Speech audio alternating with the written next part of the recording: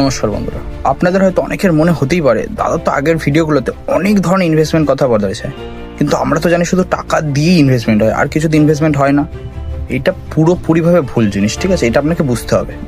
ধরুন শেয়ার মার্কেটে টাকা লাগাচ্ছেন, আপনি 3-4 বছর মার্কেট ফলো করেছেন, মার্কেট দেখেছেন, মার্কেট থেকে শিখেছেন, তারপরে গিয়ে আপনি টাকা লাগাচ্ছেন। কিন্তু ওই যে 3-4 বছর, ওইটা কিন্তু আপনি আপনার সময় ইনভেস্টমেন্ট করেছেন, ঠিক আছে? আমরা আপনাদের জন্য 30 সেকেন্ডের একটা ভিডিও বানাচ্ছি। তো 30 সেকেন্ডের ভিডিওটা কিন্তু প্রপারভাবে রেডি করে ছাড়ার জন্য আমার 1 ঘন্টা আলাদা সময় লাগে।